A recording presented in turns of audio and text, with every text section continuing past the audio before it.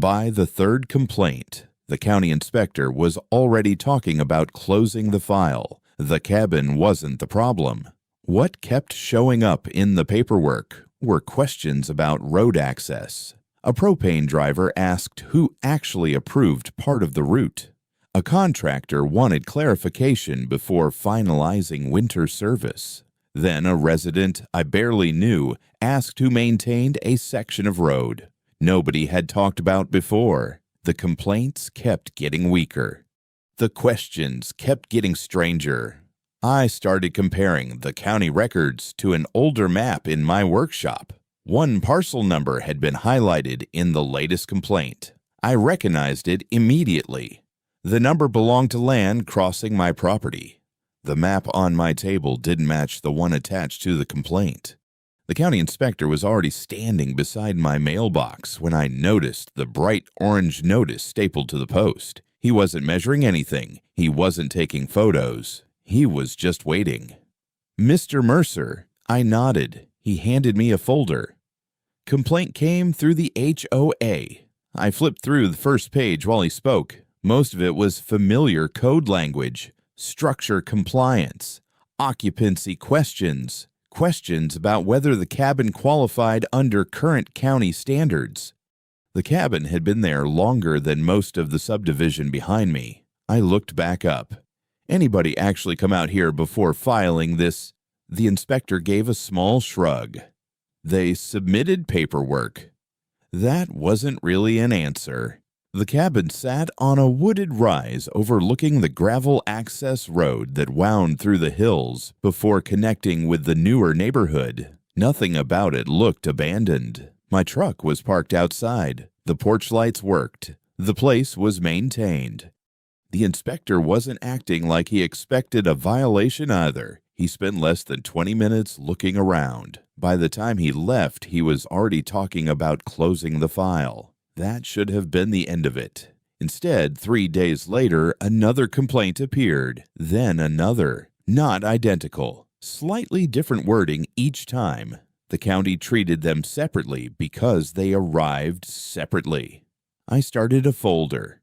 Years working as a road engineer had trained me to keep records when things stopped making sense. The strange part wasn't the complaints themselves. It was what kept showing up around them. Road access, maintenance responsibility, service routes, references that didn't seem connected to whether my cabin was legal. One afternoon, I called the county office to ask whether someone had mixed paperwork together. The clerk pulled up the file. "No," she said. "The complaints are separate." She paused. Though whoever submitted them keeps attaching questions about access responsibility. That wasn't part of any cabin review. I wrote it down anyway. A week later, I drove into town for supplies and stopped at the small hardware store near the highway. The owner knew most of the area. While I waited for a receipt, he asked if I was having problems with the HOA. I looked up. "What makes you ask?" "They've been asking strange questions." "What kind?" He leaned against the counter. "Road maintenance, snow service, delivery access, stuff like that." That made even less sense. The HOA roads were on the other side of the ridge. My cabin wasn't. I loaded the supplies into my truck and drove home with more questions than answers. The next morning, a county pickup rolled slowly through the entrance road. Not the inspector, a different employee. He stopped near one of the maintenance markers beside the gravel shoulder and spent several minutes checking parcel information on a tablet. When he noticed me watching, he waved politely and drove off. No explanation, just another small thing that didn't fit. I spent the afternoon organizing property records in the workshop behind the cabin. Old surveys, maintenance notes, historic maps. Nothing looked unusual. Still, I kept finding references to sections of road that seemed to attract more paperwork than the surrounding land. Near sunset, a neighbor from farther down the valley pulled alongside my fence. He wasn't part of the HOA, mostly kept to himself. "You getting county visits too?" he asked. "Just complaint follow-up." He nodded slowly. Then he pointed toward the subdivision. People over there have been asking who handles access maintenance. I waited for him to continue. Instead, he glanced toward the road, tapped the steering wheel twice, and drove away. That conversation stayed with me longer than the county notices. The complaints were annoying. The questions weren't. Questions usually came from uncertainty. And too many people were suddenly asking about the same thing. 2 days later, I opened another envelope from the county. The complaint itself looked weaker than the earlier ones. Attached behind it was a reference sheet listing roadway identifiers. One parcel number had been highlighted. I recognized it immediately. The number belonged to a section of land that crossed my property. I set the paper on the workbench and pulled out an older map for comparison. The numbers didn't match. Not exactly. Close enough to be related. Different enough to create a problem. I left both documents on the table and started looking for the original records. The highlighted parcel number bothered me enough that I spent most of the next morning digging through storage boxes in the workshop.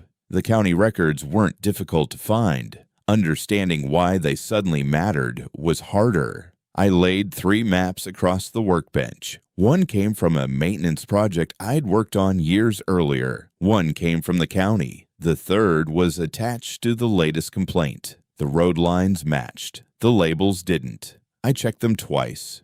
Then a third time. By noon, I still couldn't tell whether somebody had made a clerical mistake or whether different agencies had simply been using different descriptions for the same stretch of road.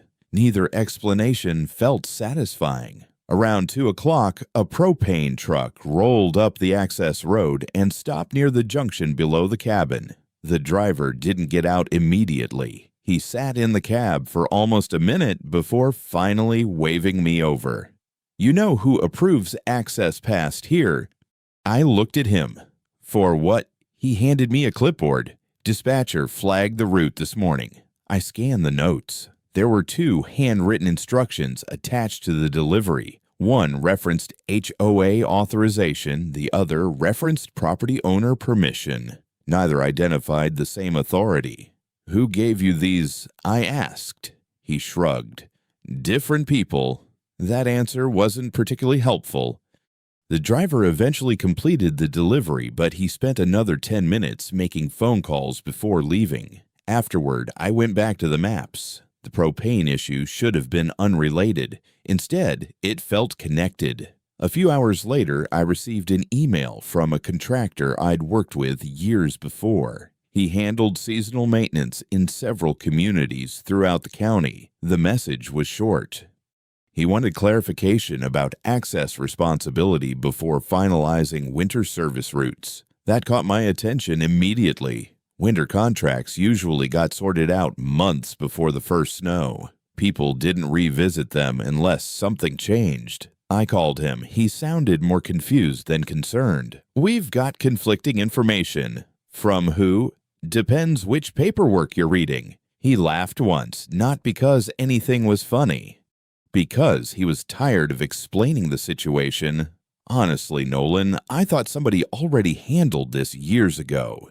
So did I. Neither of us had much else to add. After hanging up, I pulled older maintenance files from a cabinet near the back wall. The same road appeared again. Not constantly, just often enough to be noticeable. The next few days brought more small interruptions. Nothing dramatic. A utility subcontractor called asking who controlled access for equipment staging. A delivery company requested route confirmation. An insurance adjuster left a voicemail looking for property boundary clarification connected to road usage. Individually, none of those contacts seemed important. Together, they created a pattern. The strange part was that nobody sounded certain. Everyone seemed to be operating from different assumptions. Late Friday afternoon, I stopped at a gas station near the subdivision entrance. 2 residents were standing beside their vehicles talking. One recognized me. The conversation stalled for a second. Then he asked a question that immediately stood out. Do you know who actually maintains that road section near the ridge? Not whether it was legal, not whether the HOA controlled it. Who maintained it? I answered honestly. It depends which section you're talking about. The man nodded slowly. Like that response confirmed something he already suspected. The second resident looked less comfortable. He kept glancing toward the subdivision entrance while the conversation drifted elsewhere. Nobody argued, nobody made accusations, but the uncertainty had started spreading. People who never paid attention to roads were suddenly asking road questions. That evening, another email arrived. This one came from a snow removal company bidding on seasonal work. The message was direct. Until route authority was clarified, they wouldn't guarantee service obligations for part of the neighborhood. I read the email twice, then printed a copy and set it beside the county documents. The complaint that started all of this was supposed to be about a cabin. Instead, contractors were questioning access assumptions. Service providers were asking for clarification. Residents were beginning to ask their own questions. I stacked the papers into a new folder and wrote a label across the front. Road Access. The folder was already thicker than the complaint file. The first snow planning meeting wasn't supposed to involve me. I only found out about it because the contractor who had emailed me earlier called again and asked whether I could answer a few questions. I figured the HOA already handled this. So did I said. There was a pause. Well, they don't seem to agree on how. That conversation lasted less than 5 minutes. It was enough. By that point, the questions had moved beyond paperwork. People were trying to plan for winter. Winter didn't care about ownership debates. Roads either worked or they didn't. A few days later, I drove past the maintenance yard where several plow contractors staged equipment before the season started. 2 trucks were parked beside a trailer covered with route maps. One of the supervisors waved me over. He pointed at a highlighted section near the ridge. That's the area causing trouble. I looked down. The route crossed the same corridor that kept appearing in the complaints and maintenance files. The supervisor tapped the map. If this authority issue isn't sorted out, we have to build contingency routes. Can you? He shook his head. Not easily. That answer stayed with me. For the first time, somebody wasn't asking about records. They were asking whether the neighborhood could actually function if existing assumptions turned out to be wrong. Back at the cabin, I spent most of the afternoon reviewing maintenance agreements. The documents still didn't provide a complete picture. What they did provide was frequency. The same access corridor appeared repeatedly. Snow removal, utility access, seasonal inspections, drainage work. Nothing dramatic, just ordinary operations. Enough ordinary operations stacked together eventually become dependency. The following week, a utility subcontractor arrived without warning. His crew was preparing work farther up the ridge. Before unloading equipment, he asked a question that sounded familiar. Who signs off on access? I gave him the same answer I'd given everyone else. It depends what you're trying to access. He laughed once, not because it was funny, because apparently nobody had given him a better answer. The crew delayed setup until later in the day. Not a major problem, just another small interruption. By itself, it meant nothing. Combined with everything else, it started creating visible friction. The neighborhood wasn't experiencing failures, it was experiencing hesitation. That difference mattered. People adapt to failures. Hesitation spreads. A few days later, I stopped by a local diner near the highway. Most mornings, the place filled with contractors, maintenance workers, and county employees. I recognized a longtime resident from the subdivision sitting near the window. He waved me over. We exchanged small talk for a minute before he lowered his voice. People are starting to get nervous. Nervous about what? The road. He stirred his coffee. Nobody spoke for a few seconds. Then he added something I hadn't expected. My wife asked what happens if an ambulance has to come through during a storm. That wasn't the kind of question people ask when they're worried about property records. That was a practical question, a personal one. The conversation drifted elsewhere, but the tone never recovered. Later that afternoon, I received another call. This time it came from an older woman who lived near the upper section of the subdivision. I knew who she was. Most people did. She'd lived there longer than the HOA itself. Her voice sounded steady. The pause before each sentence didn't. I was told you understand the road paperwork. A little. Another pause. If emergency vehicles needed access during heavy snow, would there be a problem? I looked out the workshop window toward the gravel road. The question wasn't really about emergency vehicles. It was about uncertainty. And uncertainty had started reaching people who normally stayed far away from HOA politics. I explained what I knew, which wasn't enough. When the call ended, I sat at the workbench for a while, sorting maintenance records into separate piles. Snow routes, utility routes, service routes, different labels, same corridor. People who never attended HOA meetings were suddenly asking road questions. Contractors were adjusting plans. Residents were comparing information. Service providers were asking questions. Nobody seemed certain how much depended on that road. That uncertainty became its own problem. Near sunset, another email arrived from the snow contractor. The subject line was short. Winter service clarification required. No deadline, no threat. Just a request for answers nobody seemed able to provide. I added the email to the road access folder. The folder barely closed anymore. The county meeting room wasn't full. That surprised me. By then, enough people were asking questions that I expected standing room only. Instead, there were maybe a dozen residents, 2 county employees, several contractors, and 3 members of the HOA board. Most people sat quietly. The noise came from paperwork, folders opening, pages turning, people checking notes they barely understood. The county employee leading the discussion wasn't trying to settle ownership disputes. He kept steering the conversation back toward access, operational use, maintenance history, recorded agreements, actual practice. Every time someone tried to simplify the situation, another detail appeared. A contractor would mention a maintenance route.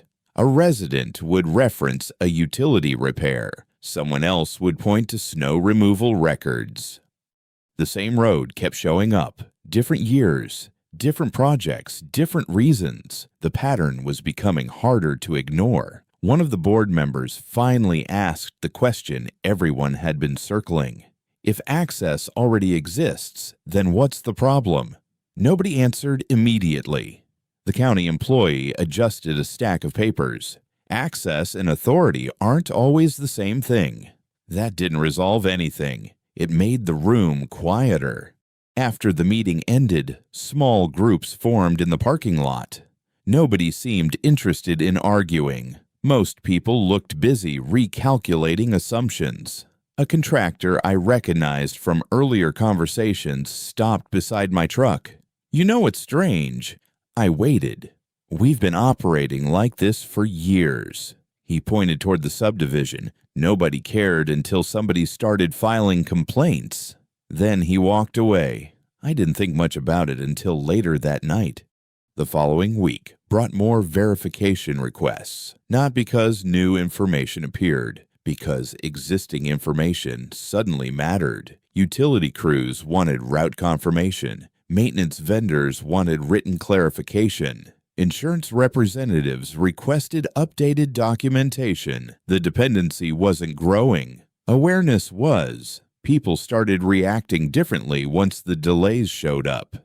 Late Wednesday afternoon, I received a copy of a historical access agreement from the county archives. The document wasn't dramatic. No hidden bombshell. No forgotten ownership transfer. No single sentence that solved everything. Most of it looked exactly like what old agreements usually looked like. Technical language, maintenance references, access provisions, Amendments attached years later. I spent several hours comparing it against newer records.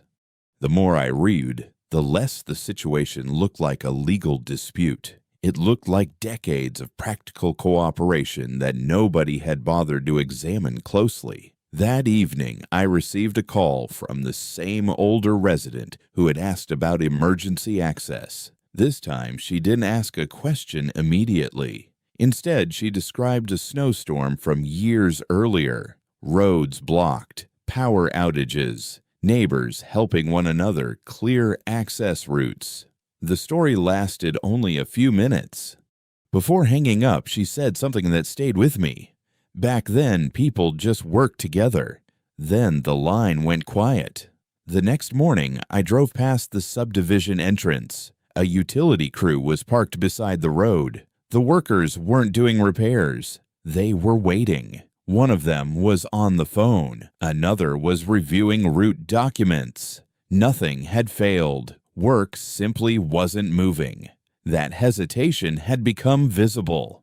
People who normally never thought about roads were now thinking about roads constantly. Not because they cared about infrastructure, because infrastructure had suddenly become personal. A few days later, the HOA board distributed an update to residents. The language was careful. No admissions, no accusations, no promises, just confirmation that additional review was underway. The reaction was immediate, not publicly, privately. My inbox filled with messages, questions, clarifications, requests. Most came from people I'd never spoken to before. The tone had changed. Nobody was asking whether the cabin was legal anymore. Nobody mentioned code violations. Nobody asked about the cabin anymore. People wanted to know what happened next. I didn't have an answer. Neither did anyone else. The winter forecast arrived that weekend. Several storms were projected earlier than normal. The first contractor scheduling notices followed within hours. By Sunday evening, another stack of route verification requests sat on my workbench. The road access folder no longer fit inside a single binder. The first snowfall arrived 3 days earlier than forecast. Not much. Just enough to cover the shoulders of the road and expose every uncertainty people had been trying to postpone. Before sunrise, I was already in the workshop sorting maintenance documents when my phone started vibrating across the table. The caller was one of the snow contractors. His voice sounded tired. We need a decision. About what? Access. Of course. Everything seemed to come back to access. The contractor explained that crews were preparing routes for the storm expected later that week. Normally, that process happened automatically. This year, it didn't. Nobody wanted to commit equipment to a route if questions about authority resurfaced in the middle of a storm. I gave him the same answer I had given everyone else. The road existed. The route existed. The uncertainty existed too. When the call ended, I added another note to the folder and went back to work. Around lunchtime, I noticed a pickup parked near the lower section of the road. One of the residents was standing beside it. Not an HOA board member, not somebody I'd spoken with before. He waited until I walked over. Then he held up a maintenance schedule. You know who I should send this to? A month earlier, that question would have gone directly to the HOA. Now he wasn't sure. Neither was I. We spent several minutes looking at the paperwork before he folded it and slipped it back into the truck. The conversation remained polite. The certainty didn't. That became the pattern over the next week. People stopped arguing about who was right. Instead, they started adjusting behavior. A landscaping contractor requested direct confirmation before moving equipment. A utility supervisor asked for route coordination before scheduling repairs. Residents began comparing information with one another instead of waiting for HOA updates. The shift wasn't dramatic, it was practical. Small decisions made differently, small assumptions disappearing. One afternoon, I drove past the subdivision entrance and noticed two residents discussing delivery schedules beside a cluster mailbox. Neither noticed me. What caught my attention was the topic. They weren't talking about complaints. They weren't talking about violations. They were discussing which access routes service vehicles would use during the next storm. The conversation had moved. People were adapting before any official solution existed. A few days later, an HOA board member called unexpectedly. The tone was different from earlier interactions. Careful, measured, less certain. "We're trying to organize a meeting." I waited. "We'd like to review access arrangements." Review.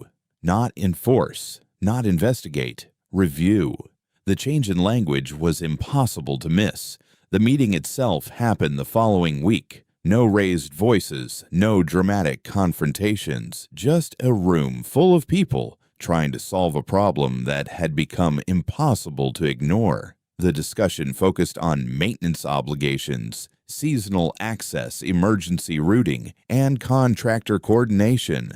Nobody spent much time talking about the original complaint. That part of the story seemed oddly distant now. By the end of the meeting, several residents had already volunteered to help coordinate documentation and communication moving forward, not because they suddenly agreed on everything, because winter was approaching. Practical problems tend to shorten ideological debates. When the meeting ended, people left in small groups. Nobody looked satisfied. Nobody looked victorious. Most looked busy. As I gathered my papers, one resident approached quietly. I recognized him from earlier conversations. He glanced toward the parking lot before speaking. I think people assumed somebody else understood all this. Then he walked away before I could respond. That observation stayed with me longer than anything discussed inside the meeting. People stopped asking whether the road mattered and started asking what happened if it didn't work.